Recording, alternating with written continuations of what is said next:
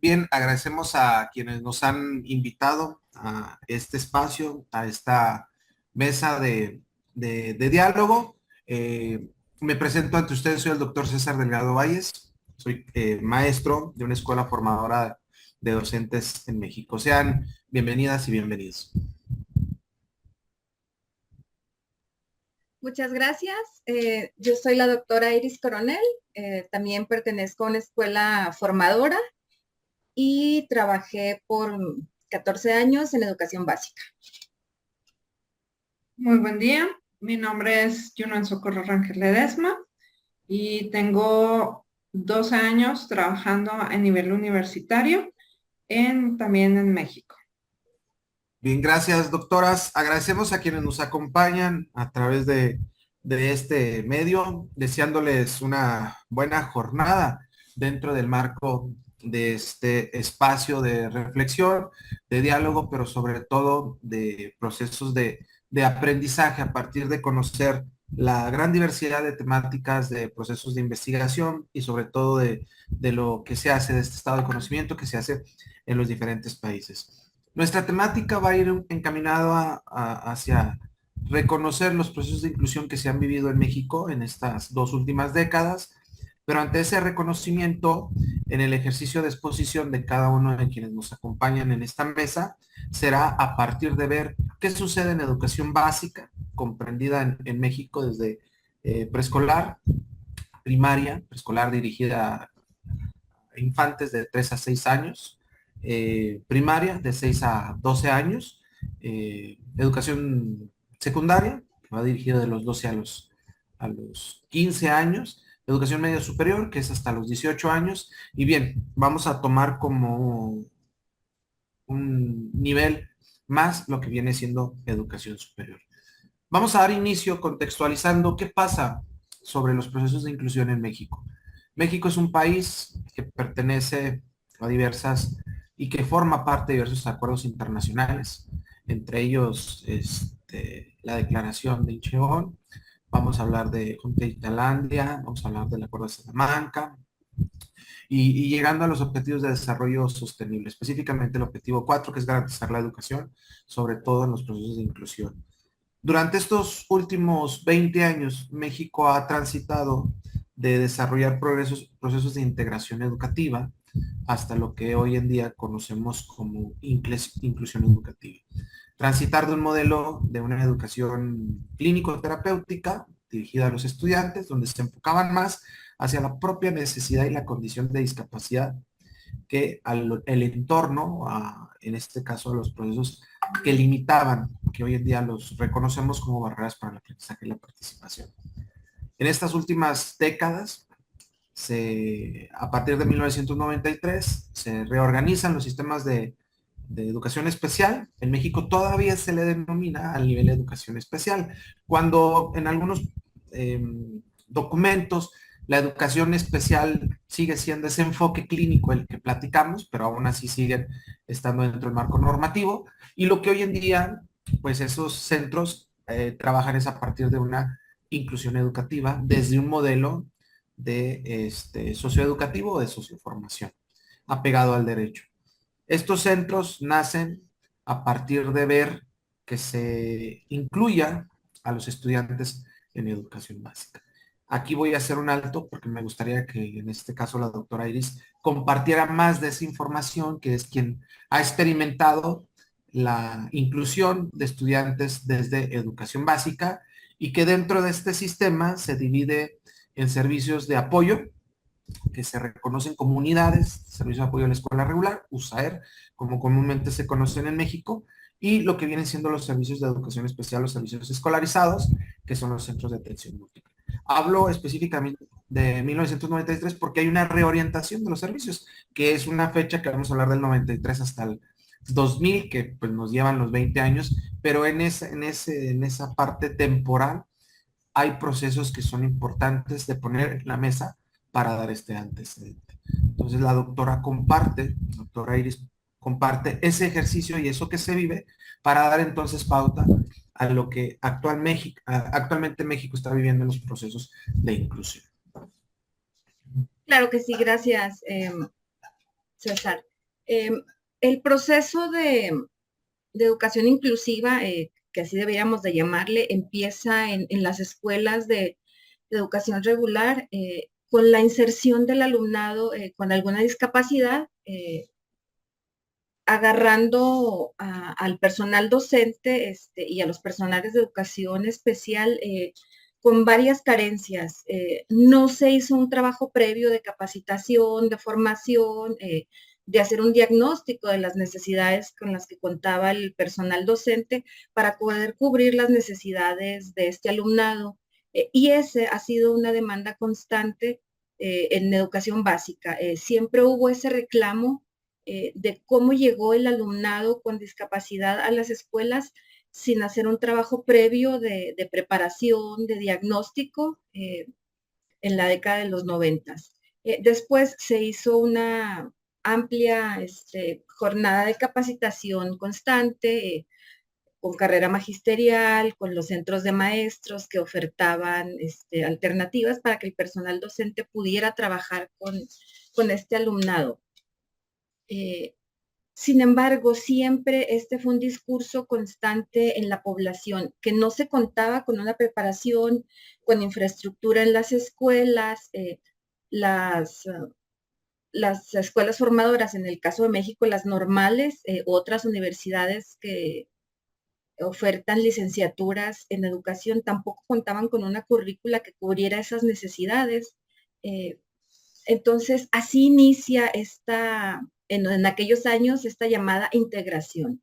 Llegaron las personas a trabajar con muchas carencias y ese estigma se quedó. Como nos comentaba el compañero César, se trabajaba bajo un modelo clínico, se intentaba rehabilitar al alumnado, se depositaba en ellos la condición de discapacidad, la condición de tener una necesidad educativa especial, no se visualizaba cómo trabajarlo socialmente, como en los últimos años lo vemos. No depositar en ese alumnado la enfermedad, así se le trató mucho tiempo. No se veía esa opción de dar alternativas para crear contextos que no obstaculizaran la participación de ese alumnado. Así inició en México la educación especial, la integración.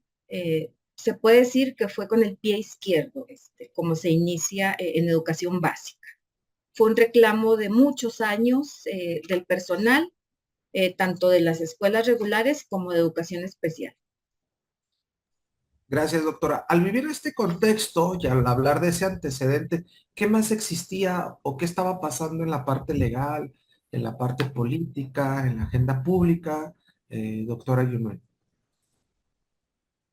Bueno, pues se iban preparando o haciendo esos ajustes dentro de la política y la forma de trabajo que se fue estableciendo lo que es en básica. Sin embargo, mientras básica iba trabajando y preparando y capacitando, las universidades, que es en este caso, no lo veían como algo lejano, alguna poca posibilidad de que estos chicos fueran a llegar a estos niveles. Entonces, veían cómo se empezaba a capacitar básica y universidad seguía en la espera, en la forma de trabajar, muy similar a años anteriores, hasta que empieza como a llegar esa primera instancia a lo largo del tiempo y esos cambios o modificaciones, por ejemplo, en el artículo 3 que se empezaron a establecer ya después de los 2000. Entonces es cuando se voltea a ver esa situación y se empieza a empapar esa necesidad realmente de aceptar también a los chicos y de ver que ellos también quieren generar o formar parte del nivel universitario. Entonces, a pesar de que esos cambios y esas modificaciones dentro de la ley de educación que se van haciendo para poder generar pasar de la integración a la inclusión, voltearla a ver y decir, es necesario empezar a hacer ciertas modificaciones en la forma en cómo se están impartiendo las sesiones, impartiendo las clases y cómo vamos a aceptar si realmente estamos preparados como un nivel universitario a recibir las personas que ya han pasado por ese proceso. Entonces, empiezan a llegar y se empiezan a dar cuenta los mismos docentes, a decir, si pasan lo que son las regulaciones, los exámenes de admisión, pues están adentro. Entonces, empieza a haber una estira y afloja entre los docentes, el área administrativa, la situación en cuanto a las leyes, el ver o analizar si realmente la educación llega a ser una necesidad o una obligación, que eso es parte de un análisis porque dentro de las leyes ya se están presentando esas situaciones o esas exigencias para dejar el campo a lo que es la diversidad o si realmente son las necesidades que tiene cada uno de los estudiantes para hacer esas modificaciones. Después de los años 2000, también aparecen otros movimientos a nivel internacional que son los Objetivos de Desarrollo Sostenible o también los 2030 con la intención de generar o establecer 17 objetivos a los países que están integrados por la Organización de las Naciones Unidas y dentro de se ingresa o se incorpora lo que es el cuarto objetivo, que está determinado a lo que es una educación de calidad, realmente con la intención de abarcar a la mayoría de la población para poder estar generando ¿sí? Estas posibilidades y este abanico necesario dentro de la educación. Va integrado o la forma en cómo se necesita trabajar con los estudiantes y que vayan no nada más pasando las materias por pasarlas, sino que realmente es asegurar que las personas completen parte de su educación y de una manera de calidad. Y eso va integrado o va mermado y va bajando a lo que es México dentro de la Ley General también de la Educación Superior, que se va a esa situación o ese elemento dentro de la educación de denominarlo como un carácter público, gratuito, laico, también parte de lo que es educación superior y establecer este sistema para que todos los actores que se encuentren en estas instituciones se vayan incorporando a esa inclusión e ir más allá nada más de estarlos integrando a las personas, ya sea con alguna condición de discapacidad o de diversidad. Entonces, la intención de esta ley de educación superior trata de revertir las desigualdades y la segmentación que empieza a ver, que ya preexistía dentro de la educación superior, impulsando más leyes que aumenten la accesibilidad, la facilidad de ingresar y la forma en cómo se integran dentro de las universidades. Bien, en este diálogo y en esta charla, creo que es importante hacer énfasis, sí, a la parte legal, como bien lo comenta la doctora Yunuen, desde la parte superior, es decir, desde la educación superior, ¿no? Hablando desde segmentos. Nos platicaba la doctora Iris cómo educación básica, pues transforma su política educativa y transita de una integración a una inclusión, es decir, a la formación de grupos que apoyen los procesos de inclusión de los estudiantes dentro de las instituciones, que vengan equipos como son estos equipos de USAED y que apoyen a lo que vienen siendo las instituciones de educación básica. En educación pasó lo mismo, hubo algunos grupos que apoyaban a la educación superior, o qué pasó durante este transitar. Entiendo la parte de esa parte legal que hubo la obligación porque venían caminando, ¿no? De educación básica estos estudiantes que se integran desde estos años y llega un momento donde ya cumplen con la edad, entonces tienen que llegar a la universidad.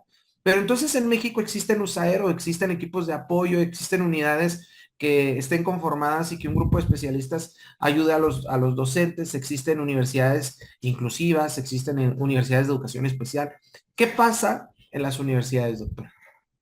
Ok, bueno, pues realmente llegan, ha habido en algunas universidades intento de generar grupos de lo que denominan como inclusivos, pero a veces se genera esa segmentación porque los reúne para socialización, para algunos apoyos de tipo administrativo, pero realmente esa inclusión dentro de los salones de clases falta. ¿Por qué? Porque hay docentes que ni siquiera se les avisa, ahí va un chico con tal capacidad o habilidad, sino que el docente tiene que empezar a ver o empieza a detectar ciertas situaciones, a cuestionarse cómo puede trabajar y empezar a preguntar los elementos que se tienen. No es que exista como un grupo de apoyo en las universidades, pero por las necesidades se ha generado un grupo de personas que en ocasiones se dice, hay que llamarle a esta persona que es la que ha trabajado o se ha escuchado dentro de la universidad que trabaja con discapacidad o diversidad y por lo tanto vamos a solicitarle. Sin embargo, todavía a pesar del tiempo, se ha hablado a lo mejor en estos 14 años, 10 años,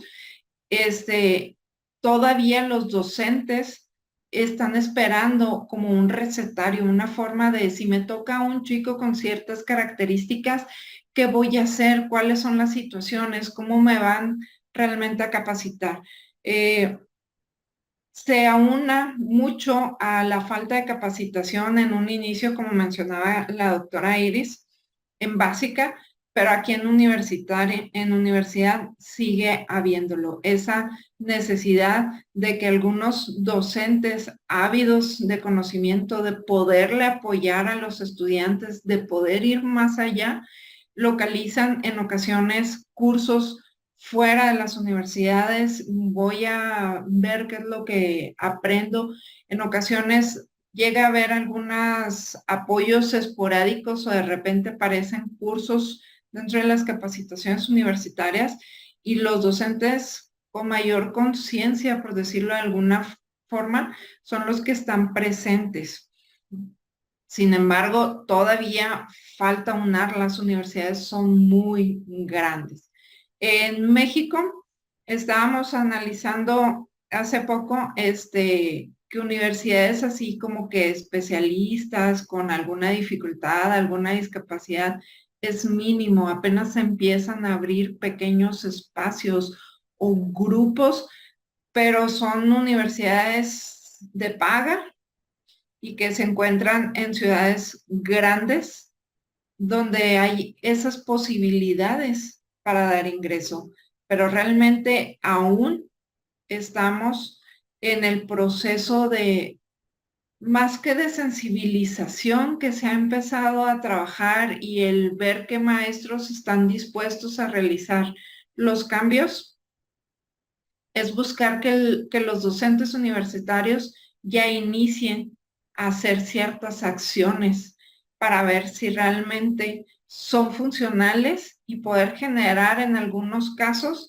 esas comunidades de práctica, de decir, a mí me tocó una persona con cierta condición, ¿qué hago? ¿Cuál es la situación? Pero apenas se puede decir que se van iniciando y tiene mucho que ver con esos docentes que tienen la espinita, la incógnita, el que dice, este estudiante tiene esta condición, voy a buscar un poquito más, voy a ver cómo me puedo instruir.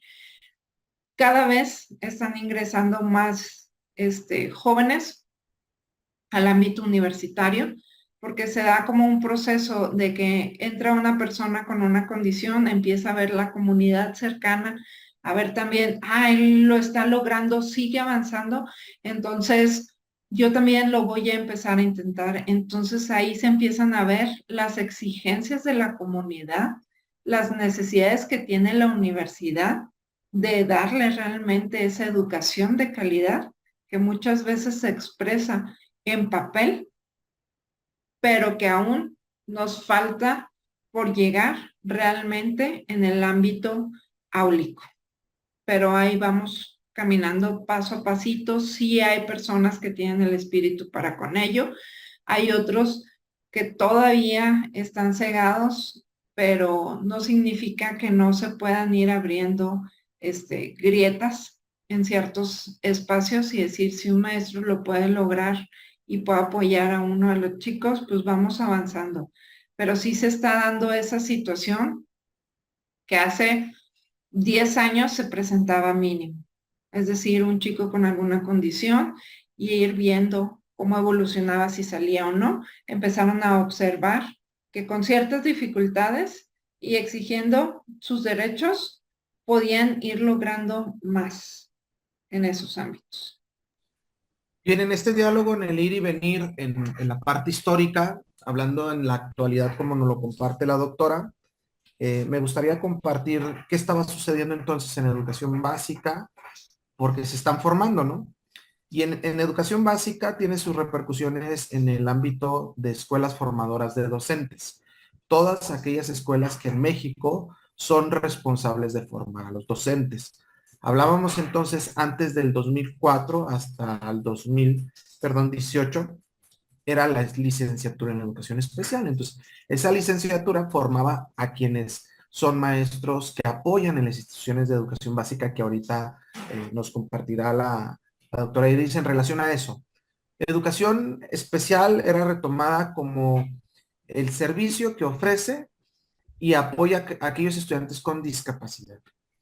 Pero a partir de precisamente los objetivos de desarrollo sostenible y otros acuerdos internacionales con la publicación del índice de inclusión de MEL y AESCO, cambia la mirada de decir del sujeto en relación a que el sujeto tenía la condición, sino que el contexto lo presentaba.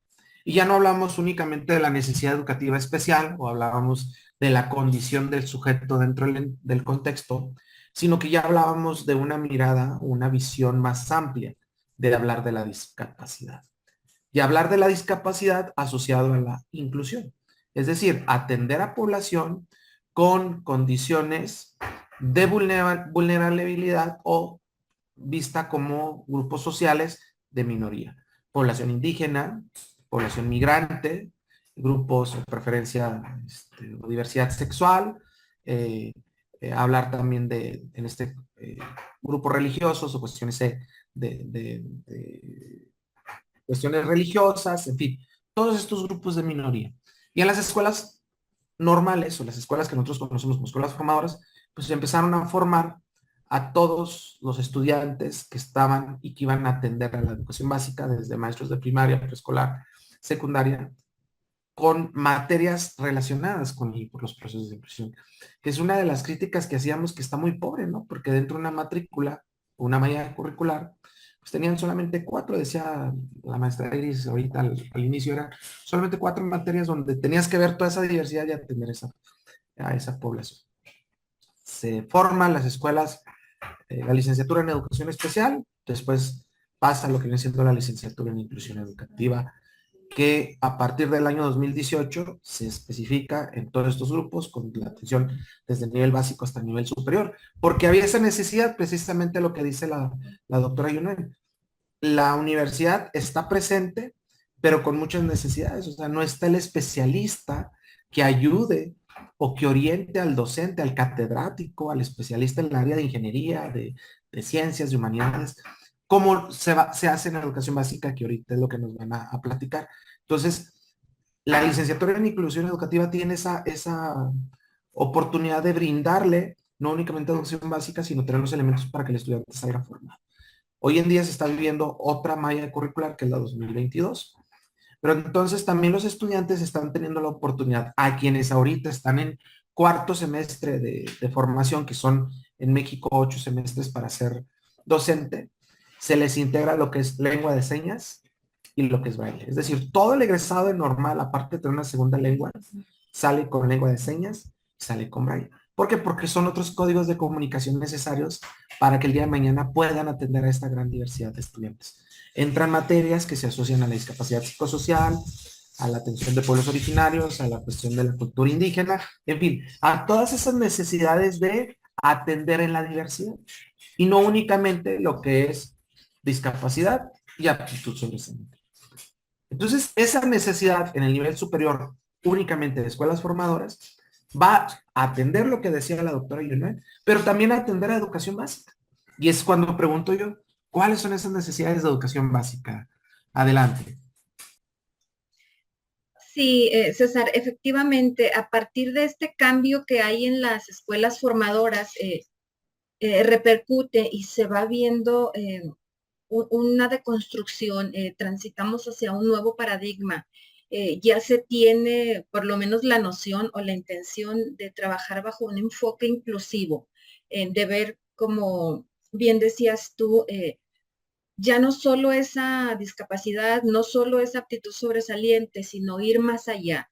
¿Qué necesidades presenta el alumnado? ¿Qué intereses tiene? ¿Cuáles son sus características? Aun y cuando no tenga una discapacidad, su estilo de aprendizaje, su ritmo de aprendizaje es diferente. Entonces, aquí viene ese nuevo reto. Ahora, ¿cómo dar una respuesta educativa a la diversidad? Y en la última reforma del modelo educativo del 2022, se toca esta cuestión con una política educativa de atención a la diversidad. Se plasma esta respuesta a la diversidad tratando de que esta sociedad, de que esta comunidad tenga ya no solo la visión de política educativa, sino que se vaya transformando esta accesibilidad, se empieza a, por lo menos, a tener la inquietud de cómo puedo yo trabajar con toda esa población. Una respuesta ha sido el diseño universal, los ajustes razonables, cómo tomar medidas específicas o el uso de apoyos adicionales, que en este caso una respuesta de las normales ha sido la lengua de señas o el braille, para poder dar atención a toda esta diversidad que tenemos. Y nos deja múltiples retos, nos deja más preguntas. Una de ellas es qué conocimientos o qué habilidades requerimos los docentes para ser inclusivos. Esta es una respuesta que, que es inacabada porque varía el contexto en el que nosotros nos vayamos a ubicar. Pero como les decía, ya ahorita también bajo esta última reforma en educación básica también se contempla la educación inicial, es trabajar ya con estas personas que son de 45 días a que entran al preescolar para darle atención a la primera infancia. Tenemos respaldo constitucional, como lo decía la doctora Yunuen, está en la Ley General de Educación, pero en el artículo 3 también ya tenemos, aparte de lo que nos comentaba ella, que sea una educación inclusiva. Entonces, tenemos ya esta búsqueda de trabajar con lo intercultural, cómo irnos buscando ya desarrollos que nos garanticen una educación inclusiva, equitativa, cómo promoverle oportunidades de aprendizaje a este alumnado. Recordando lo que comentaba la doctora Yunuen en el Centro de Investigación y Docencia, que ofertamos posgrados, también ya a los posgrados está llegando alumnado con discapacidad. Entonces, se ve cómo este transitar del alumnado de educación básica que llegó en condiciones no óptimas, llegó a las universidades y en este momento también lo encontramos en los posgrados. Entonces, ¿qué necesitamos hacer como docentes para eliminar estas barreras? ¿Cuál es nuestro reto? ¿Cuál es nuestro compromiso? ¿Qué necesitamos para poder nosotros decir que somos una educación inclusiva? Llámese universidad, llámese escuela formadora, llámese educación básica. Pero sí ha habido una deconstrucción en este inicio, quizá mal planeado, quizá mal diagnosticado, y en este momento, por lo menos, la política educativa va acorde a esta visión y a este enfoque inclusivo. Al hablar de la deconstrucción, entonces estaríamos hablando de cuestiones que no únicamente los procesos, en este caso, de organización de la propia política, lleva a que se hagan nuevos programas, ¿no? Es decir, a que se transforme lo que ya está presente en estos procesos de inclusión. Creo que un punto, y sería importante ya para ir haciendo ese cierre, es cómo las sociedades han cambiado, ¿no? Cómo la formación de las sociedades ha cambiado.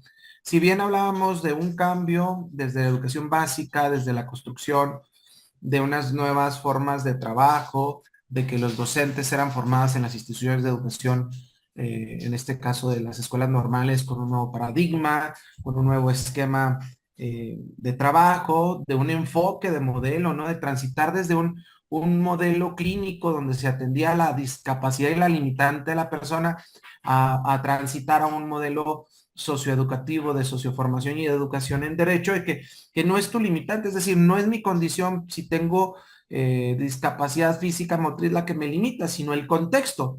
Cuando surgen también estos nuevos contextos, estos nuevos conceptos, que es las barreras para el aprendizaje y la participación, y donde va una visión global a hacer diseño universal de aprendizaje. Es decir, un diseño que parta no nada más a hacer la adecuación al sujeto o el ajuste al propio sujeto, sino cambiar todo el entorno y que favorezca la inclusión a través de tener estos nuevos paradigmas en la educación.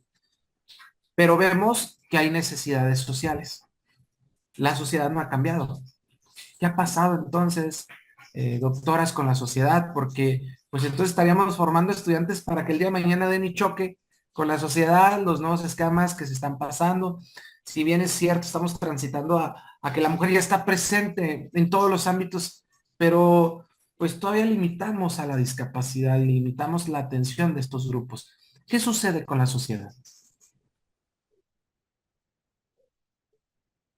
Mira, creo que sí se está trabajando, perdón, doctora Ayunan, te robé la palabra. Sí hay una mirada eh, de desarrollar sociedades más justas, sociedades democráticas y solidarias. Claro que este es un trabajo igual de lento que, que la incorporación de las personas con discapacidad cuando llegaron a integrarse, pero por lo menos hoy tenemos este respaldo legal, este respaldo constitucional. Creo que cada vez es más frecuente que en las aulas o en las instituciones y en la misma sociedad se hace la pregunta de cómo podemos hacer para que todas las personas, indistintamente de su origen, de su género, de su etnia, se sientan valiosas. Entonces, no poner esa mirada en la discapacidad o en la diferencia, es valernos de esta riqueza de la diversidad, cómo atender esas diferencias, incluso buscar herramientas. Creo que sí estamos trabajando y es una aspiración del sistema educativo mexicano. Aquí viene implícita la vocación, el compromiso del docente. Cómo transitar de esta cuestión de derechos humanos eh, para poder llegar a esta visión ética y hacerlo realidad por lo pronto en las aulas y tendrá o tiene un impacto a nivel social para que podamos llegar a que este alumnado, este personal docente, toda la comunidad realmente tenga un beneficio después de todo este recorrido que se ha hecho empezando por la discapacidad, que ahora concluye en esta atención a la diversidad. Bien, doctora Guinuena, adelante. Gracias.